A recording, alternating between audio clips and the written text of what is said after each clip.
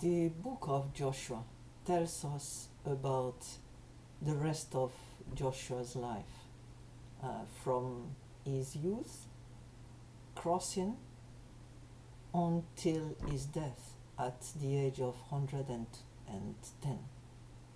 Now we see first that after Moses' death, God talks to him and God tells him what he should do and gives him a map of the place he will have to secure, which means a lot of fighting.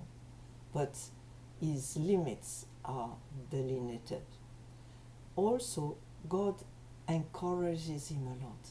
There are lots of encouragement from God to Joshua. And he knew, obviously, that Joshua needed that. Then Joshua starts giving marching orders to the leaders of the different tribes, to the leaders. And then he sends two people to experience Jericho, because that Jericho was the first town they should fight for and conquer. And Joshua had an invaluable experience as a spy to Canaan first. So now he knows about Jericho and he sends two people. And the book of Joshua reports a total success. The two spies are really careful, committed. They have listened to the orders from Joshua. They go and come back safely, and their coming back also secures the salvation of Rahab and her family. Not only salvation, physical salvation, because the whole town is going to be destroyed, but also spiritual. Then after that, they cross. And when they cross, Joshua gives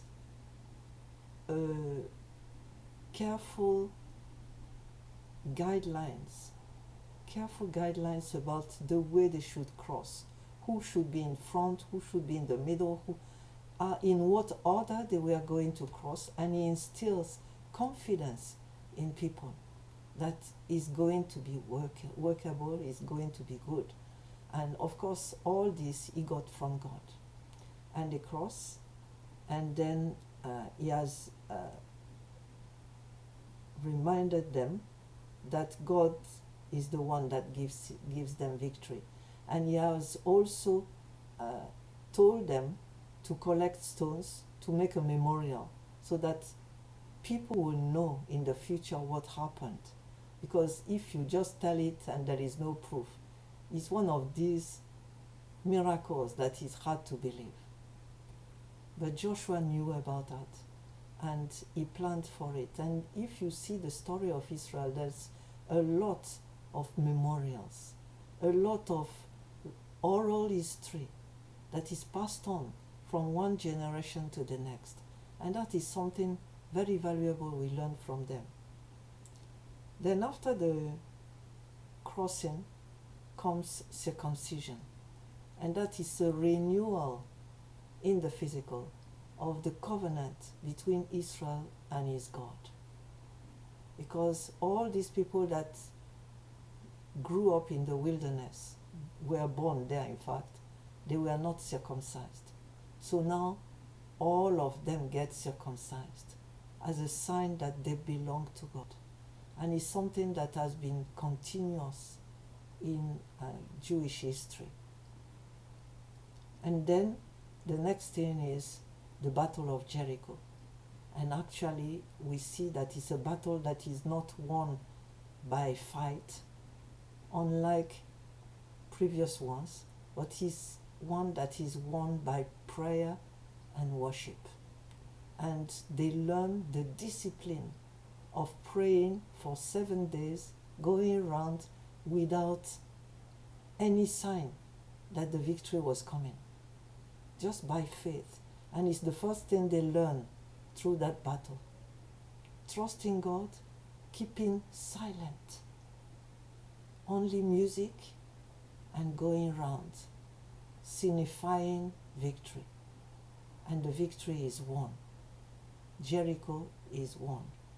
Then from there on, we see that there will be a lot of battles. The rest of the book of Joshua is one battle after the other, with one exception, the one of Ai, that led to a single defeat.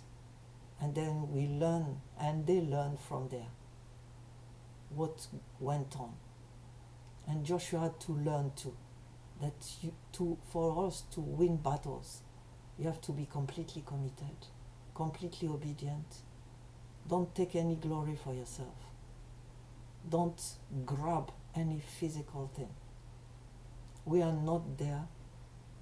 The land is not for grabs for us.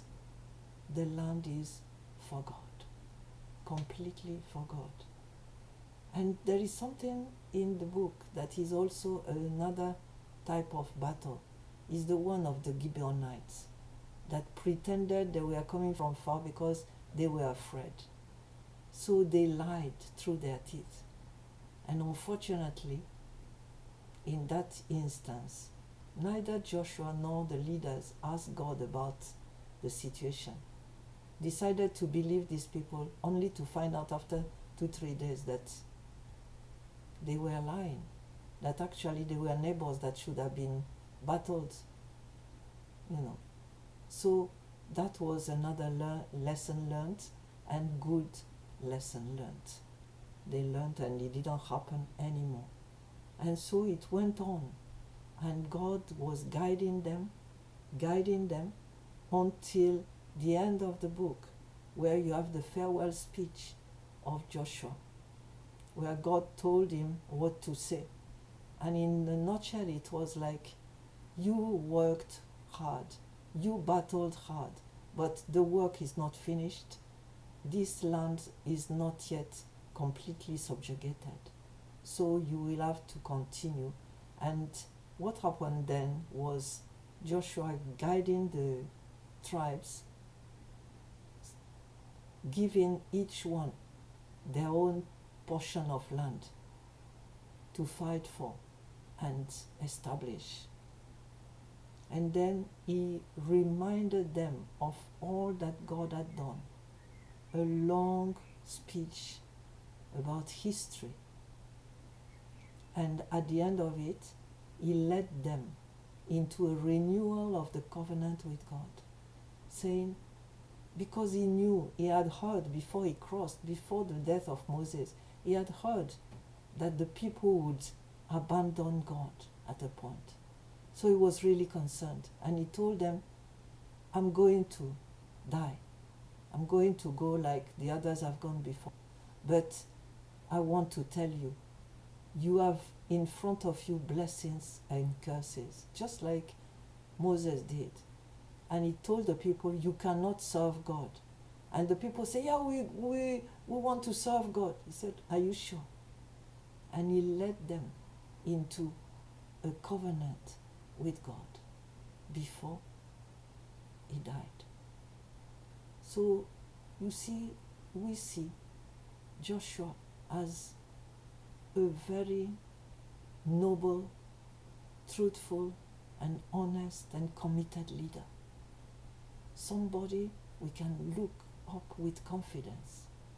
And that's what every leader should be. Just human, but totally committed to the Lord.